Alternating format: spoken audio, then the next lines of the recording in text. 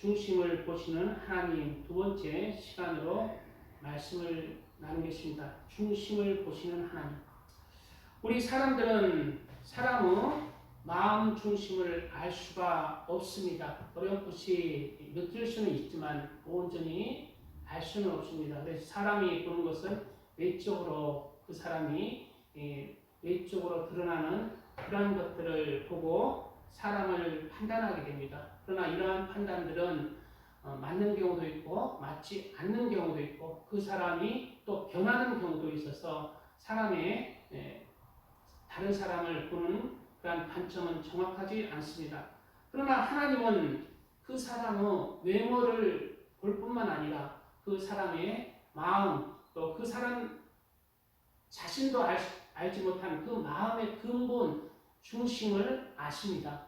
그래서 하나님이 보시는 것은 우리 사람보다 정확하게 사람을 보시고 선택하시고 연단하시고 인도해 나가시는 것입니다. 그러한 하나님의 사람들이 하나님께 선택을 받는 거예요. 하나님께 합당한 마음의 중심 뿌리를 가지고 있는 사람. 그러므로 우리 하나님의 사람들은 하나님께 쓰임받기 위해서 하나님의 사람으로 살아가기 위해서는 무엇보다 우리의 마음 중심이 하나님이 보시기에 바른 중심, 고든 중심, 변치 않는 중심, 진실한 중심을 이루며 사는 사람이 되어야 합니다. 하나님께서는 우리 교회에 작은 교회지만 이 교회에 나오는 사람들의 마음을 아세요. 그리고 그 사람의 그 마음을 감찰하시고 은혜를 주시고 복을 주시는 거예요. 우리 교회가 이제 예를 들어가지고 저희 교회뿐만 아니라 어떤 교회를 나가시다도 이 교회가 내가 이제 천국 가는 그날까지 하나님의 교회로 섬겨야 되겠다 하면서 교회를 한 달 이상 좀 다니면 선택의 순간이 오잖아요. 그럴 때 이 교회에 내가 이제 하나님의 교회로 내 이 교회의 영적인 가족으로 지체를 이루면서 내 교회, 이 교회를 내가 생명 다해 이 교회를 같이 이루어 나가겠다. 이러한 마음을 가져야 합니다. 그런 마음을 가질 때 그에게 복을 주는 거예요. 그에게 영육간의 복을 주는 거예요. 그래서 같이 교회를 이룰 수 있는 교회 지체로 세워지는 거예요.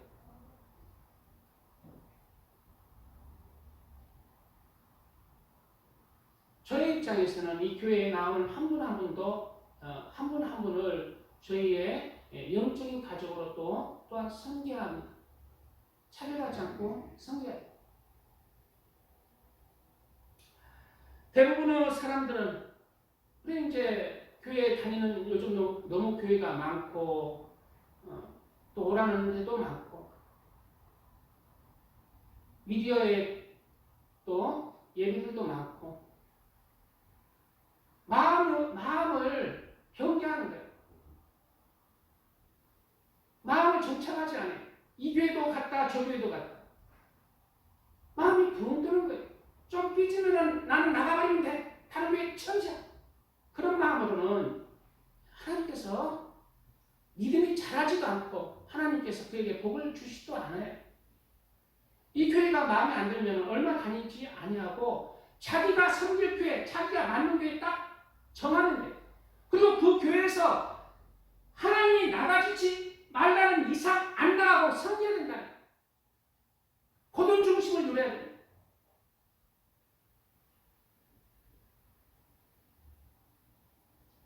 많은 사람들이 교회를 겉도는 거예요. 그러나 그 교회, 우리나라 교회들이 많지만 교회를 이루는 사람들은 소수예요. 교회를 이루가는 사람은 소수일 뿐이에요. 겉도는 사람, 하나님의 나라와 의에 무엇을 합니까? 전부 교회에서 그 교회에 어떠한 일이 있더라도 남아서 교회를 지키는 사람들이 교회를 지켜가며 이루어 나가는 것이지 이 교회 갔다 저 교회 갔다 하나님의 일을 당신은 무엇을 했습니까?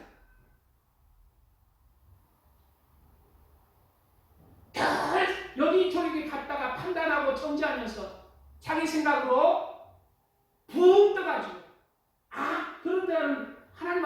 제가 봐서는 지옥 갑니다. 밖에 내쫓기는 거예요. 이러한 믿음은 하나님께서 흥량하지 않고 기뻐 받으시는 믿음이 아닙니다. 하나님이 기뻐 받으시는 믿음으로 우리의 중심이 하나님 앞이나 교회 앞이나 사람 앞이나 서 나가야 합니다. 대부분의 많은 사람들은 환경과 조건에 따라서 금방 마음이 바뀝니다. 그리고 흔들리고 변개하는 것입니다. 이러한 사람은 하나님의 일들도 감당하지 못해요. 세상 일도 세상에서도 성공하지 못하지만 하나님의 일을 무엇보다 또 감당하지 못합니다. 그리고 하나님이 쓰실 수도 없어요. 그리고 또한 그러한 사람들은 기도의 응답도 받지 못하는 사람들이에요. 자기의 사명도 감당하지 못하는 거예요. 이랬다 저랬다 덜 변개하기 때문에, 붕 뜨기 때문에, 마음 중심이 바르지 않기 때문에,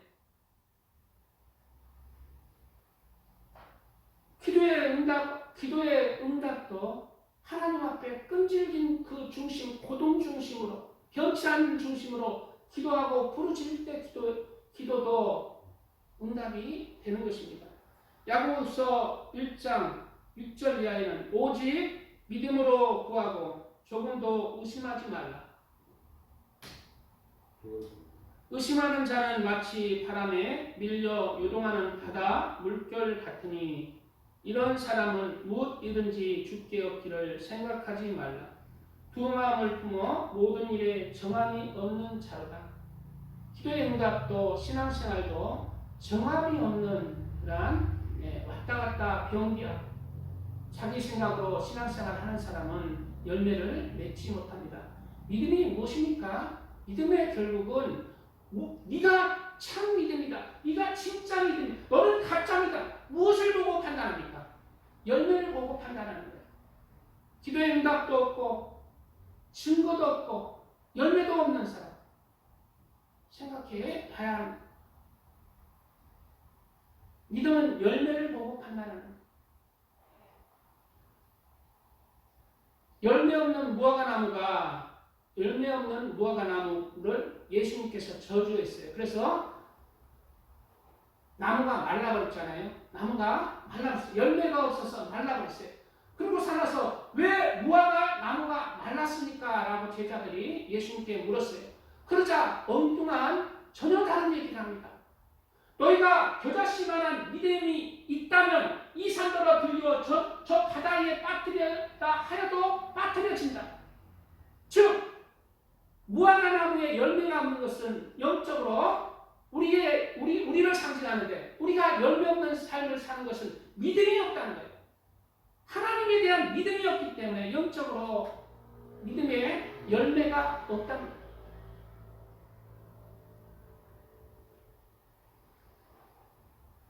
그러므로 하나님의 일을 감당하고 하나님이 쓰실 수 있는 사람은 환경과 조건에 이리 바뀌고 저리 바뀌는 사람이 아니라, 한번 그것이 진리이고 옳다 생각하면 그러한 고든 중심, 그 진리 안에서 고든 중심을 가지고, 그리고 변개하지 않는 중심으로 끝까지 인내하면서 하나님의 하나님을 기다리는 사람이라는 거예요. 예수님께서는 성경의 많은 구절 속에서 이러한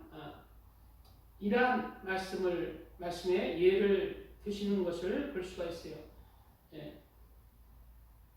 네 가지 밭의 비유에서도 길가가 돌밭, 가시밭은 열매를 맺지 못합니다. 그러나 좋은 땅에 옥토에 뿌려진 그 씨만이 열매를 맺어요. 그것은 길가밭이나 돌밭, 가시밭은 어떤 세상의 환경과 조건으로 인해서, 염려, 근심, 걱정으로 인해서, 어떤 박해와 환난으로 인해서 믿음을 버린다는 거예요.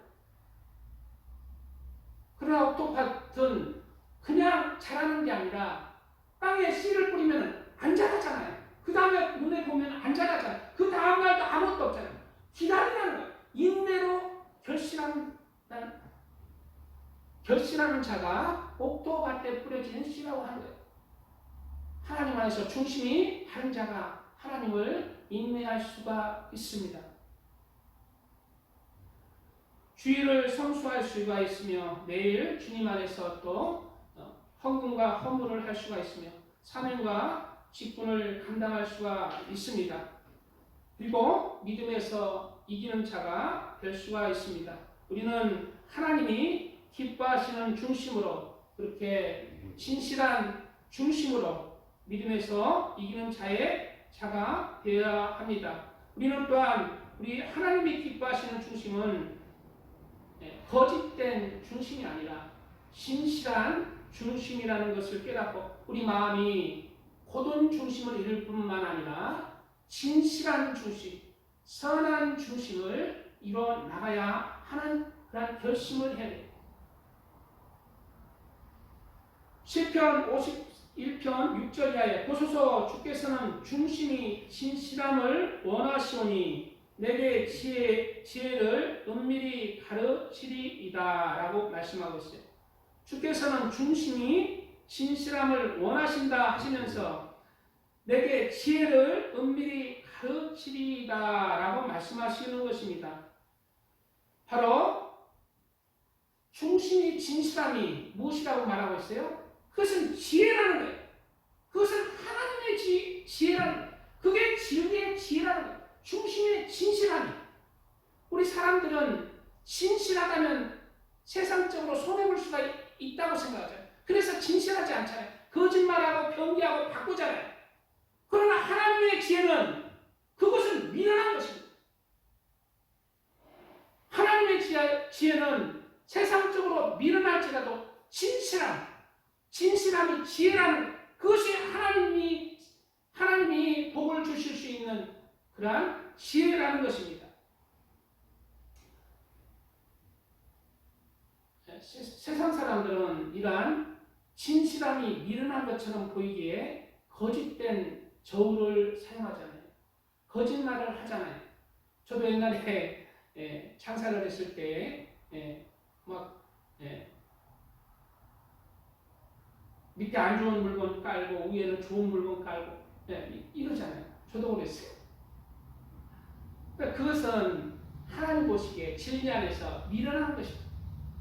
세상 지혜는 하나님 앞에 가장 미련한 것입니다. 우리 하나님의 사람들은 하나님이 보시기에 지혜로운 삶을 살아야 돼요.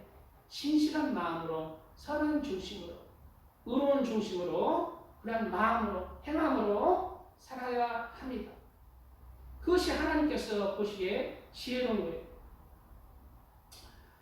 예수님 당시에 하나님을 경외하며 하나님을 사랑한다는 많은 하나님의 사람들이 있었습니다. 그 중에 대표적인 사람들로부터 존경을 받던 사람들이 서기관과 바리새인들이었어요.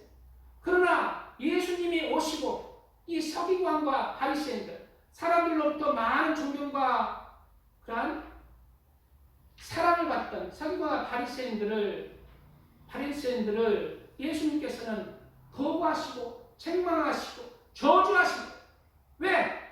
그 사람들의 겉은 하나님 앞이나 사람 앞에 신실한 것처럼 보이지만은 하나님 앞에 그 속 중심은 다르지 못한 것을 예수님이 보셨기 때문입니다. 하나님께서는 겉으로만 드러나는 그 사람을 보시지 않습니다. 그 마음까지 보시는 거예요. 마음 중심까지 보시는 거예요. 그게 하나님이 받으시는 그러한 하나님의 사람이라. 마음 중심은 온갖 더러운 것이 있고 악이 있고 가증한 것이 있는데 겉으로만 드러나는 하나님을 향한 사랑, 사람들을 향한 사랑, 의로, 그런 것은 하나님이 기뻐하지 않는다는 것입니다. 그래서 그들에게 예수님께서는 뱀들아, 독사의 새끼들아, 너희가 어떻게 지옥의 판결을 피하겠느냐, 이런 말씀들을 심상히 여기서는 안 됩니다. 우리가 예수님을 믿는 것은 바로 이러한 말씀의 경계를 받고 경고를 받고 하나님의 말씀, 예수님의 경고하시는 말씀들을 새기고 새겨서 진실한 마음까지 하나님 앞에 합당한 하나님의 사람들로 나와지는 것이 우리의 믿음의 목표라는 것을 우리는 알아야 할 것입니다. 하나님은 우리의 겉으로 드러나는 행함뿐만 아니라 그 마음 하나하나를 감찰하십니다.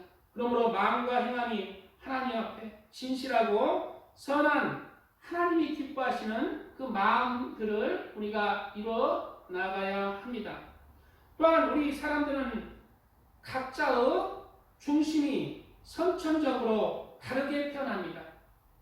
어떠한 사람들은 태어날 때부터 고든 중심으로, 변치 않는 중심으로, 강한 중심으로, 진실한 중심으로 태어나는 사람들이 있어요. 반면에 태어날 때부터 간사한 사람들이 있어요. 간사한 속성을 가지고 태어나는 사람이 있어요. 쉽게 변하고 약하고 환경과 조건에 약해지는 그런 마음 중심을 가지고 태어나는 사람들이 있습니다. 그러나 우리 하나님의 사람들도 똑같아요.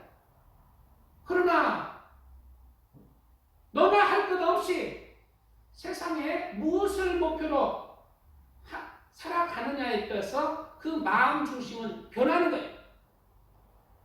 변하는 것입니다.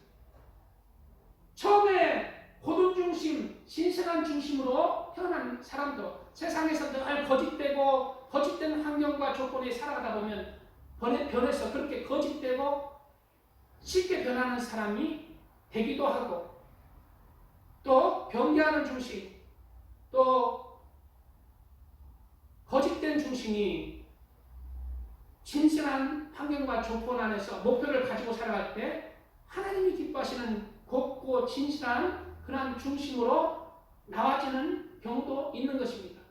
우리 하나님의 사람들은 이러한 것을 참조하여서 우리의 중심을 무엇을 목표로 가지느냐에 따라 우리 중심이 달라지는 거예요. 우리의 중심은 이 시간 우리가 마음먹기에 따라서 1년이 지나고 2년이 지나면 우리 하나님의 사람들의 중심이 바뀌는 거예요. 변하는 것입니다. 그러므로 내가 지금까지는 세상의 지혜를 따라서 이랬다 저랬다 가볍게 살아왔다 하지만 지금이라도 마음을 다잡고 하나님 앞에나 사람 앞에나 진실한 사람, 고든 사람, 선한 중심, 그러한 중심을 이루어야 된다는 결심을 하시고 그러한 목표로 세상에서는 손해를 보는 것 같지만 하나님 앞에 가장 지혜로운 그러한 하나님이 기뻐하시는 그러한 중심의 진실함을 가지고 그렇게 목표로 삼고 그러한 중심을 이루며 사시기 바랍니다. 아멘.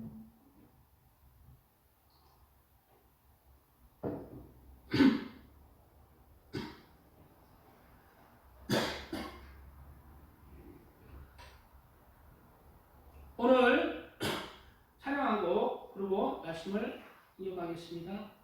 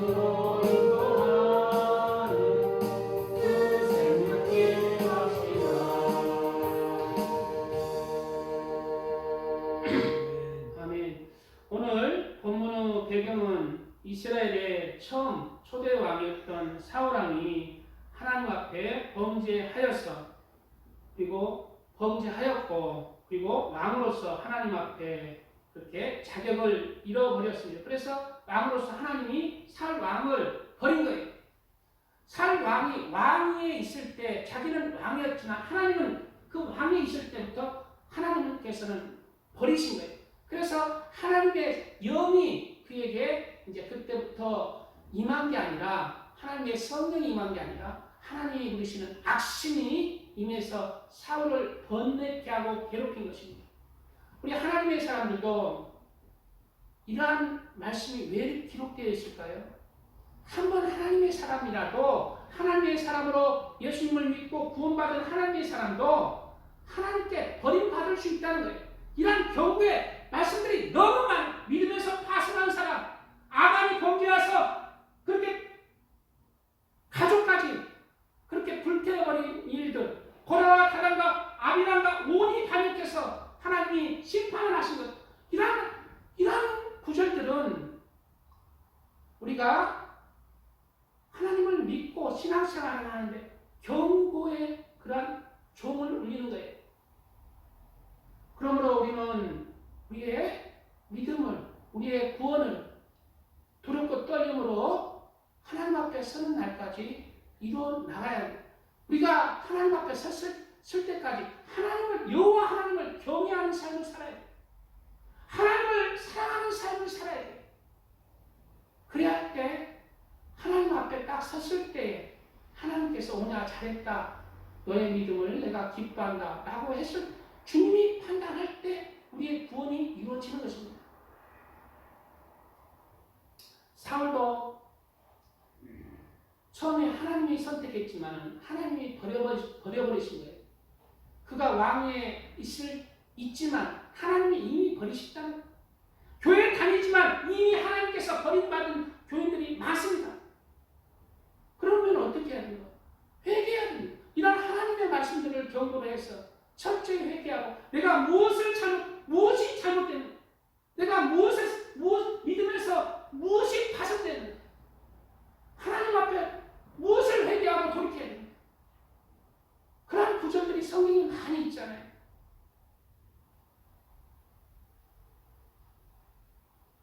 성경에 이러한 말씀들을 하나하나가 우리 하나님의 사람들, 믿음의 사람들이 믿음에서 이기는 자의 반열로 쓸 수 있도록 경계로 그렇게 성경을 기록하신 것이 아닙니까?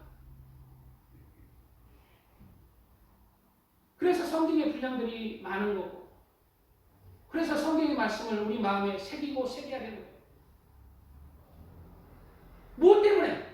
우리의 구원을 이루어가고 하나님 앞에 섰을 때 이긴 자의 그러한 단열로 쓰기 위해서 하나님의 말씀을 새겨야 된다. 하나님의 말씀에 진리가 있기 때문에 그 말씀 안에 믿음, 진짜 믿음의 알림이 진리의 믿음이 있기 때문에 사울왕은 하나님 앞에 범죄하여서 하나님께 버림을 받고 말았습니다. 그리고 하나님이 또 하나님의 마음에 맞는 그러한 사람을 사무엘 제사장에게 알려주시고 베들레헴에 가서 내가 지정하는 사람에게 기름을 부어 왕으로 삼으라고 하셨습니다. 오늘은 하나님의 중심에 맞는 다윗을 왕으로 선택하기에 앞서서 이스라엘의 첫째 왕이었던 사울왕이 하나님께 버림받은 이유에 대해서 나누기를 원합니다. 왜냐하면 우리 그리스도인들도 예수님을 열심히 믿다가 하나님 앞에 범죄하고 버림을 받아버릴 수가 있기 때문입니다. 하나님께서는 이스라엘의 첫 번째 왕으로 다윗 왕을 선택하지 않고 사울 왕이라는 사람을 선택했습니다. 여기 우리 성도님들, 다윗 왕은 하나님을 믿지 않은 사람들도 다윗 왕은 알아요. 그러나 사울 왕은 모르잖아요. 사실은 다윗 왕이 이스라엘의 첫 번째 왕이 아니었어요. 두 번째 왕이었어요. 첫 번째 왕은 사울 왕이 있다. 사울 왕. 사울 왕이었는데 사울 왕을 선택할 때 어떻게 선택했느냐? 바로 하나님이 이스라엘 백성들은 하나님이 직접적으로 다스리시는 신정 국가의 의미를 가졌는데 이스라엘 백성들이 우리도 다른 나라들처럼 왕을 세워서 우리나라를 그렇게 지키고 전쟁에서 우리나라를 방어하게 해주세요. 그렇게 이제 사무엘 선지자에게 요구를 한 것입니다. 그래서 이제 하나님께서 사울 왕을 선택했습니다. 그런데 하나님께서 사울 왕을 선택했을 때에 무엇을 보시고 선택했을까요? 하나님께서 기뻐하시는 그 중심을 보시고 선택하면은 끝까지 다윗 왕처럼 범죄했지만 하나님 앞에 회개하고 돌아오는 그 중심을 보시고 선택했다면 하나님께서 그 왕을 버리지 아니하는 그런 사람이 됐을 건데 하나님께서는 하나님이 기뻐하시는 그 중심을 보시고 선택하신 게 아니에요. 바로 이스라엘 백성들이 왕으로 세워달라고 요구를 하므로 이스라엘 백성들이 보시기에 기뻐하는 왕을 하나님이 선택하신 거예요. 그것은 하나님이 이스라엘 백성들이 보기에 키도 크고 또 용맹한 지파에 또 사람의 됨됨이 모든 것이 사람이 보기에 합당한 사람을 선택한 것입니다. 그래서 사울 왕을 선택한 거예요. 그러한 이스라엘 백성들의 눈높이대로 선택한 거예요. 그러나 이제 결과론이지만은 사울 왕으로 선택받지 아니한 게 훨씬 나은 그러한 삶이 되고 말았습니다. 왜냐하면 사울은 왕이 되기 전에는 너무 겸손했다는 거예요. 그리고 부모를 공경하고 또 하나님 안에서도 뭐 이렇게 흠이 보이지를 않아. 그런데 왕이 되고 나서 변하더라는 거예요. 왕이 되고 나서 그 하나님을 향한 중심도 모든 게 겸손한 중심도 변하더라는 거예요. 그래 변해서 결국 망한 왕이 되어버리고 만 거예요. 이 땅에서 스스로 자살을 해서 죽음에 이르렀고 그리고 결국 그 영혼이 구원 받았겠습니까? 결국 왕이 된 것이 사울 왕 그 자체로는 굉장히 저주에 가까운 그런 운명이 되고 만 것입니다. 그러므로 이러한 또한 교훈을 들을 때 우리가 그릇도 되지 않는데 붕 떠가지고 주여 돈 좀 주십시오. 주여 높은 지기에 올려주십시오. 이게 문제가 아니라는 거예요. 그러한 하나님의 중심을 이루고 하나님 앞에나 사람 앞에나 그 중심을 이루는 게 문제라는 거예요.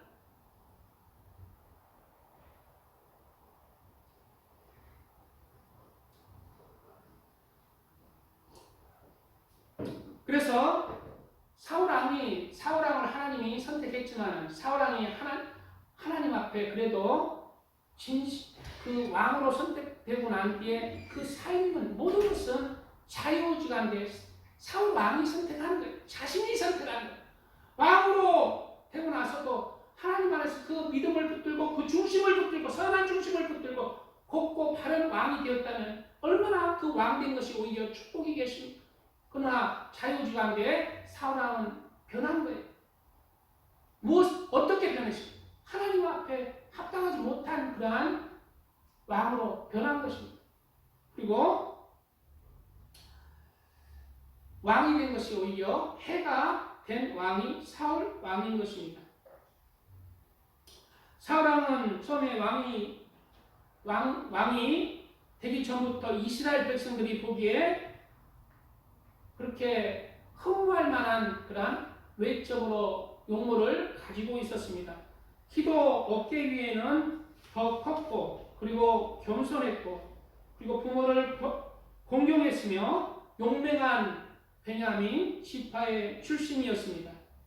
그러나 사울왕은 왕이 되고 그리고 변해버린 것입니다.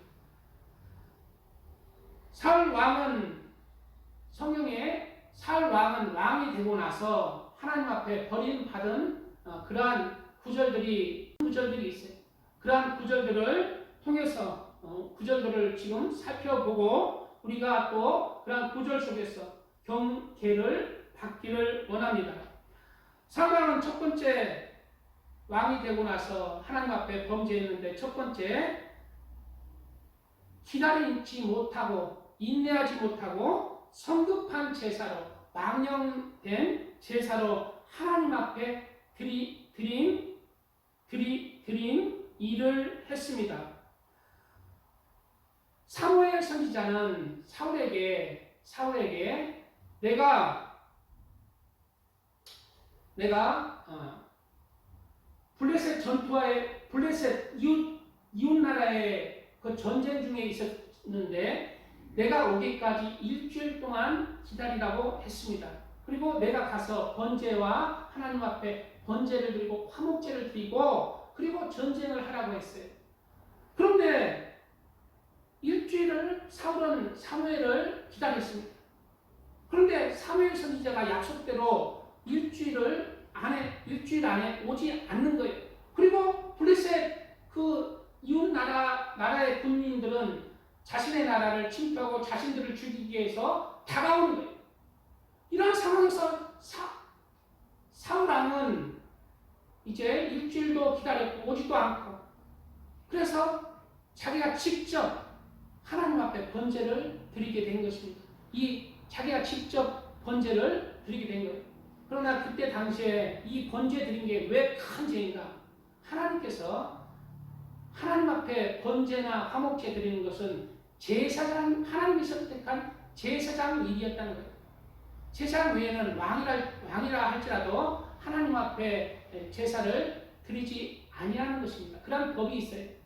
그런데 사무엘 선지자가 오지 않자 사울왕은 자신이 직접 일주일이 지났고 블레셋 그 군대는 자기의 군대를 삼키려고 쳐들어오고 있고 다급해서 하나님 앞에 도움을 구하지 못했다. 내가 직접 내가라도 하나님 앞에 번제를 드려야겠다 해서 번제를 드린 거예요. 그리고 번제를 드리자마자 사무엘 선지자가 온 것입니다. 그리고 사무엘 선지자가 이 말을 사울에게 말한 거예요.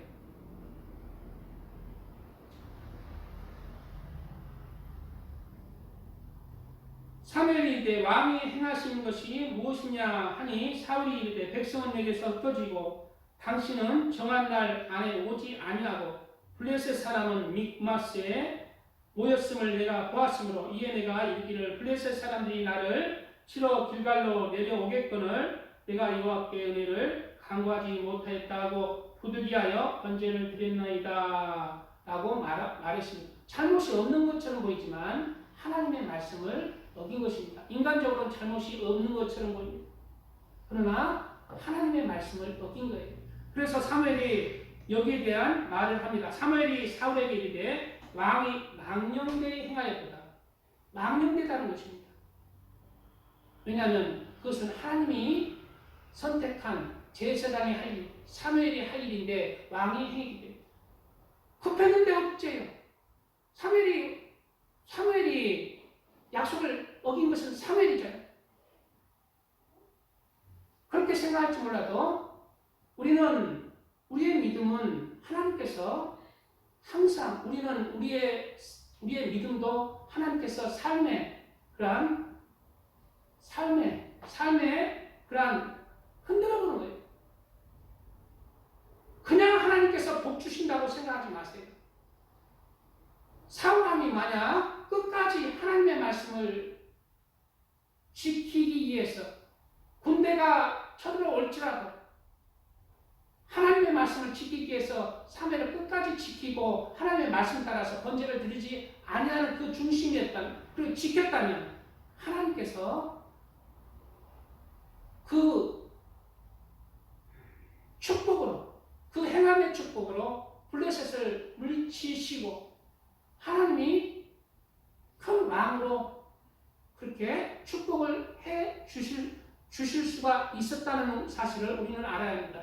우리의 삶에도 이러한 삶의 위기가 선택이 다가올 수가 있어요. 믿음을 흔들어 보시는 거예요. 하나님께서 믿음을 흔들어 보실 때가 있어요. 그럴 때 내가 무엇을 선택하느냐? 하나님의 말씀을 선택하느냐? 세상을 선택하느냐?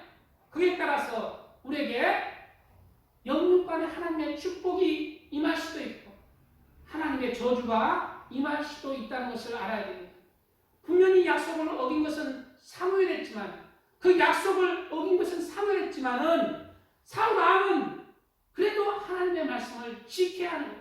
기다렸어야 한다는 거예요. 우리의 믿음에도 인내가 필요한 거예요. 하나님의 말씀을 지키는 것도 인내가 필요한 거예요.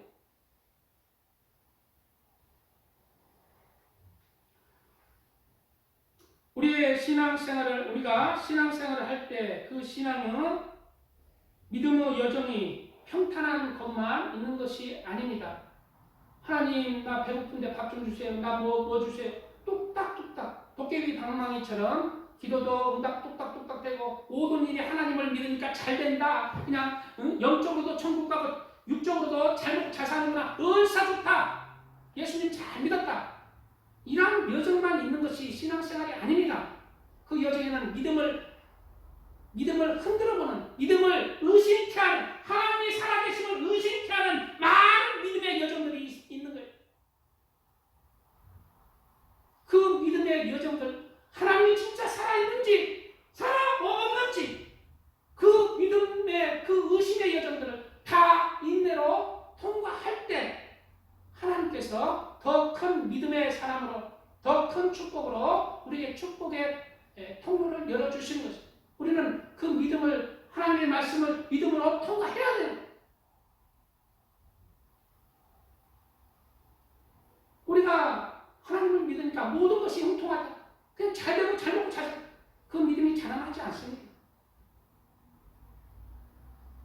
믿음에는 시련이 따르는 거예요. 진짜 믿음에는 시련이 있고 연단이, 인내가 따르는 거예요.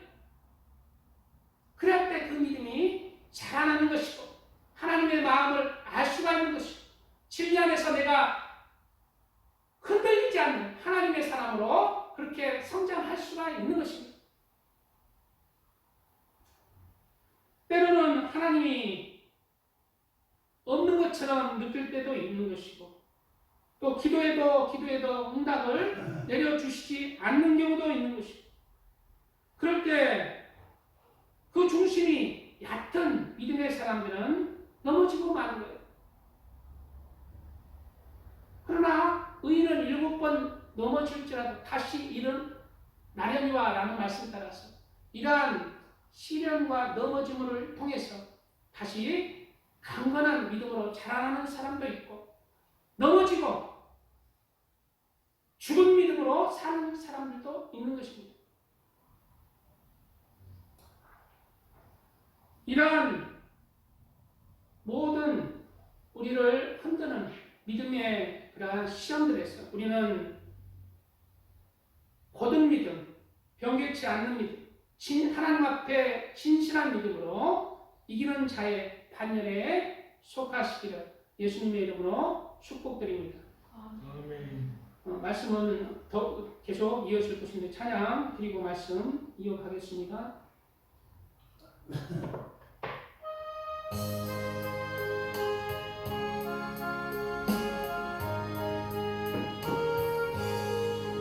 내 평생 소원이 걷고 주의 길 가다가 이 세상 이별하는 날 주 앞에 가리라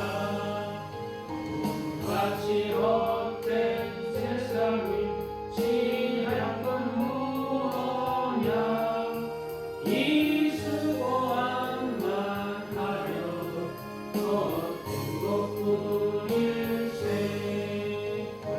같은 시련 많은 날 겁내지 맙시다 그 주의 권능 크시니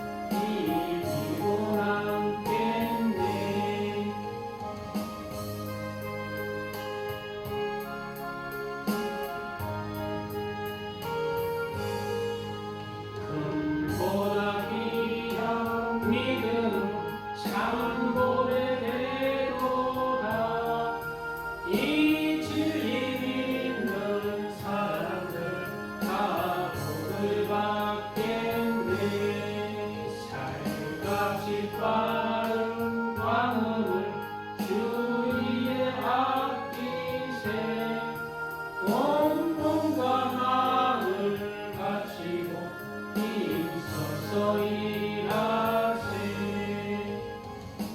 아멘. 예, 오늘 망령된 사울의 제사를 통해서 사울이 첫 번째 하나님께 버림받은 이유는 바로 인내하지 하나님의 말씀을 지키지 못하고 인내하지 못하고 기다리지 못한 거였습니다. 우리는 우리의 중심을 하나님의 말씀을 지키라 라는 고든 중심, 진실한 중심을 이룰 때 우리도 믿음에서 넘어지지 아니하고 이기는 자의 반열로 그렇게 속할 수가 있습니다. 인내가 반드시 필요한 거예요. 하나님의 사람에게는 인내가 필요한 거예요. 성경에는 인내에 대해서 많은 구절을 하야하고 있습니다. 예수님께서 특별히 강조하고 있는 거예요. 4가지 밭 중에 옥토가 좋은 땅에 뿌려진 씨만이 열매를 맺는 그러한 밭, 그러한 사람이 되었습니다. 그것은 좋은 땅에 뿌려진 그러한 씨가 무엇으로 열매를 맺는 그러한 씨가 되었을까? 그것은 인내라는 거예요. 기다린다는 거예요. 하나님을 믿기 때문에 기다린다는 거예요. 기다린다는 거예요. 인내한다는 것입니다. 언제까지? 하나님의 때까지. 좋은 땅에 있다는 것은 착하고 좋은 마음으로 말씀을 듣고 지켜. 착하고 좋은 마음으로 말씀을 듣고 지킨다는 거예요. 지켜 인내로 결실하는 자니라. 인내로 결실한다는 거예요. 인내로. 성급하면 안 돼요. 왔다 갔다 교회를 왔다 갔다 열매 없습니다. 빈 껍데기.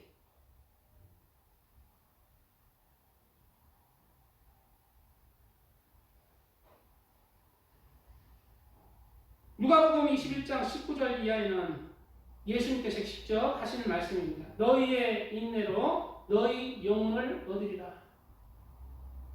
그리스도인들은 인내해야 돼요. 저도 교회가 왜 이렇게 부흥이 많이 안 될까? 굉장히 이렇게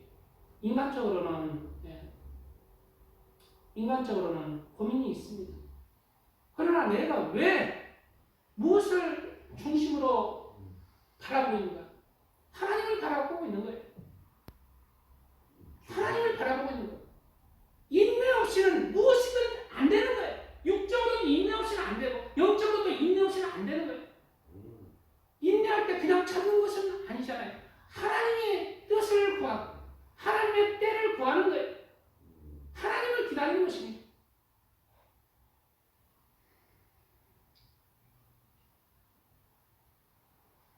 여기 교회가 이렇게 부흥도 안 되고 뭐 저 안 된다 해서 내가 1년 차, 2년 하고 해봐요.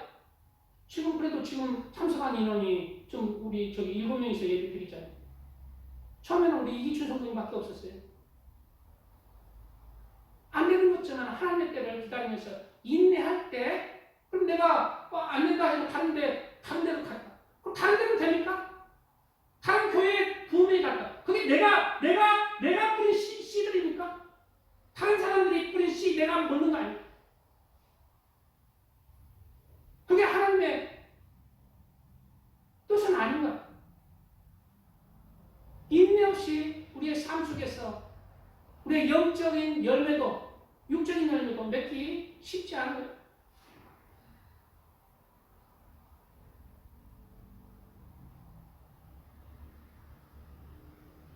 야고보서 5장 10절에는 형제들아 주의 이름으로 말한 선지자들을 고난과 오래 참음의 본으로 삼으라. 고난과 오래 참음의 본으로 삼으라. 보라 인내하는 자를 우리가 복되다 하나니 너희가 욥의 인내를 들었고 주께서 주신 결말을 보았거니와 주는 가장 자비하시고 긍휼히 여기시는 이시니라. 예, 누가 복된다고 하였습니까? 바로 인내하는 자를 우리가 복되다 하나니 너희가 욥의 인내를 들어. 욥의 뜻은 받게 받는 자의 뜻이 있습니다. 그 이름의 뜻대로 욥은 자신의 10자녀가 순식간에 죽어버렸잖아요. 7남 3년. 그리고 자신의 모든 그 많던 소유가 순식간에 살아내서 살. 그리고 자신은 머리부터 발끝까지 피부병에 걸려서 기압장으로 탁 긁으면서 그렇게 그러한 고난을 당했잖아요. 그것을 누가 그랬나요? 하나님이 그러신, 하나님이 허락하신 것입니다. 왜? 인내로 욥의 영혼을 더 든든하게 하기 위해서, 단단하게 하기 위해서. 우리가 하나님께서 내게 복 주시고 내가 잘 먹고 잘 살고 돈도 많아지면 하나님 잘 섬기겠습니다. 그런 사람 많죠. 그러나 아니에요. 우리나라 잘 먹고 잘 살으니까 교회가 비어져요. 교회를 바라보는 게 아니라 세상을 바라보는 거예요. 우리나라 못 살고 못 살았을 때, 새마을 운동할 때 교회가 부흥했습니다. 그때 교회가 부흥한 거예요. 그때 목숨을 걸고 상기도, 철야기도, 새벽기도 한 거예요. 지금 철야기도, 상기도, 새벽기도 합니까? 소수만 하는 거예요. 소수만. 잘 먹고 잘 사니까. 우리가 잘 먹고 잘 살면 하나님 잘 섬길 것 같은데 아니에요. 오히려 세상에서 환난을 받고 고난을 받는 자가 다 망하고 나서 교회에 오는 거예요. 우리 하나님의 사람들도 때로는 하나님께서 환난이 임하게 허락하십니다. 그것은 우리의 믿음을 흔들어버리는 거예요. 더 잘하게 하기 위한, 그것은 그리고 우리의 선택 자유지에 달린 거예요. 내가 이 환난으로 믿음이 더 강건해지는가? 아니면 믿음에서 탈락하는가? 우리의 선택이 달린 거예요. 사울왕은 큰 환난을 맞이했습니다. 사무엘은 일주일에 약속대로 오지 않고 이웃나라 블레셋 군대가 쳐들어와서 나를 덮치려 하고 있고 그러한 진퇴양난에 처해서 어찌해야 됩니까? 그럴 때 자신의 지혜대로 사울왕은 하나님이 금하신 자신이 직접 번제를 드리고 그게 자신의 지혜라고 생각합니다. 그러나 그것은 아니라는 것입니다. 그것은 망령되다는 거예요. 왜? 하나님의 말씀을 지키지 아니했기 때문에. 그럴 때 왜 하나님 사면은 약속을 지키지 아니했고 망령된 제사라고 책망을 했을까? 그것은 하나님의 책망이었습니다. 그것은 끝까지 사무엘의 그 중심을 흔들어가는 거예요. 테스트하는 거예요. 복 주시려고 기다렸다면 하나님께서 역사하셔서 블레셋 군대를 쳐부셨을 것이고 사울왕은 하나님께서 쓰시는 왕으로 축복을 받았을 것입니다. 우리의 삶 속에서도 이러한 선택의 순간들이 늘 있습니다.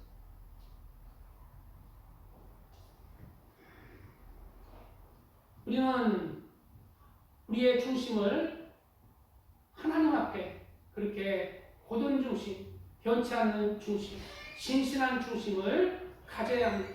그러한 중심이 믿음에서 이기는 자로 하나님이 기뻐하시는 믿음으로 하나님 앞에 흠도 점도 없이 설 수가 있는 사람이 되라는 거예요. 우리의 중심이 이랬다 저랬다 세상을 두려워 염려하고 근심하며 걱정하고 하나님의 말씀을 그냥 신상해 그런 중심이라면 그 믿음이 참된 믿음으로 성장하기가 쉽지 않은 그런 사람이 된다는 것을 명심하시기 바랍니다. 야고보서 1장 2절 이하에는 내 형제들아 너희가 여러가지 시험을 당하거든 온전히 기쁘게 여기라. 이는 너희 믿음의 시련이 인내를 만들어내는 줄 너희가 알미라. 인내를 온전히 이루라. 이는 너희로 온전하고 구비하여 조금도 부족함이 없게 하려 함이라 말씀하고 있습니다. 인내를 온전히 이룰 때 우리 중심이 하나님 중심으로 곧게 펴지는 것입니다. 세상 중심으로 꼬불꼬불 하던 것들이 인내하고 인내할 때 하나님 중심으로 곧게 펴질 수 있는 중심으로 되는 거예요. 진실한 중심으로 되는 거예요. 그리고 믿음에서 그렇게 살아있는 믿음으로 이기는 자의 반열에 속하는 그러한 믿음으로 우리가 하나님 앞에 설 수 있는 그러한 중심을 이루는 것입니다. 이러한 중심으로 하나님 앞에 서시기를 예수님의 이름으로 축복드립니다. 아멘. 오늘 말씀은 여기까지 제가 전하겠습니다. 오늘 말씀 밤에 반도 안 했는데요. 다음 주에 이어서 말씀을 전할 것이고 오늘은 이것으로 마치겠습니다. 주여 삼창하며 기도하겠습니다. 주여 아버지 감사합니다. 아버지 감사합니다. 오늘 말씀이 우리에게 생명이 되는 은혜의 말씀으로 새겨지게 하여 주시옵소서. 오늘 말씀 아버지 하나님이 기뻐하시는 그 중심은 고든 중심, 곧 변비하지 않는 신실한 중심입니다. 이러한 중심의 마음으로 우리가 신앙생활 앞에서 이기는 자의 반열로 설 수 있도록 은혜를 내려 주시옵소서. 사울왕은 인내하지 못한 것을 볼 수가 있습니다. 인내했더라면 하나님께 큰 축복을 받았을 것입니다. 인내하지 못함으로 하나님의 말씀을 지키지 못했습니다. 우리는 인내하는 자가 되게 하여 주시고 하나님의 말씀을 지키는 자가 되게 하시고 이기는 자의 반열로 하나님 앞에 서는 자가 되게 하여 주시옵소서. 아버지 감사합니다. 하나님 감사합니다. 오늘 말씀이 우리 중심에 새겨져서 우리 중심이 하나님 앞에 거둔 자, 진실한 중심, 하나님 중심으로 그렇게 이기는 자의 반